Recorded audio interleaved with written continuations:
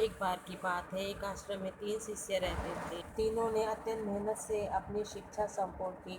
तत्पश्चात तीनों शिष्य गुरुदेव के पास गए और बोले, गुरुदेव, अब हमारी शिक्षा संपूर्ण हो गई है, अब गुरु दक्षिणा देने का वक्त आ गया है। गुरुदेव मुस्कुराए और बोले, यदि तुम लोग मुझे गुरु दक्षिणा देना ही चाहते हो तो कल मुझे एक थैला सूखे पत्ते लाकर दे दो। तीनों शिष्य मंद मुस्कुराए और उन्होंने सोचा, सूखी पत्तियां लाना कौन सी बड़ी बात है।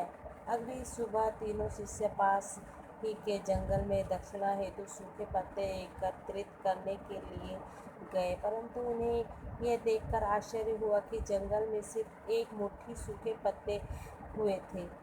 यह देखकर वे तीनों बहुत अधिक परेशान हो गए। उन्होंने सोचा, अब गुरुदेव को दक्षिणा कैसे देंगे।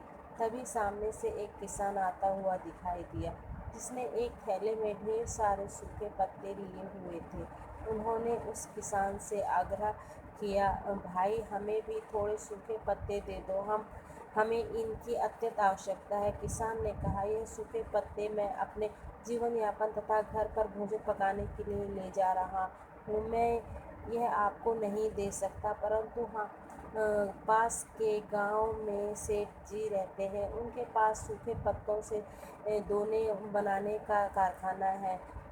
शायद वह आपको सूखे पत्ते दे सकें। वे तीनों सेठ जी के पास गए और उनसे सूखे पत्ते लेने के लिए आग्रह किया, परंतु सेठ जी ने कहा कि मैं आपको सूखे पत्ते नहीं दे सकता, क्योंकि इनकी मुझे आपसे अधिक आवश्यकता है। मैं इन सूखे पत्तों से अपना कारोबार चलाता हूँ, मुझे क्षमा करें। वे तीनों शिष्य अत्यंत परेशान हो गए। उन्होंने बहुत लोगों से पूछा तो पता चला कि पास रहती है, वे सूखे पत्ते मिल जाए। आग्रह मना कर दी। छात्र लौट आए और दुखी मन से गुरुदेव को सारी बात बताई कि वे उनकी दक्षिणा लाने में असफल रहे।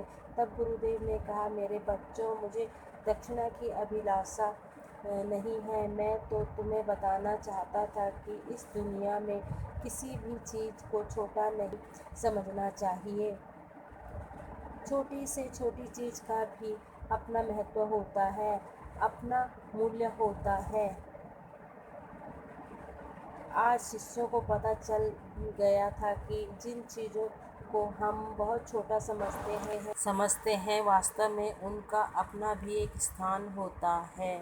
कहानी सुनने के लिए बहुत बहुत धन्यवाद। अच्छी लगे तो लाइक, शेयर, सब्सक्राइब ज़रूर कर देना।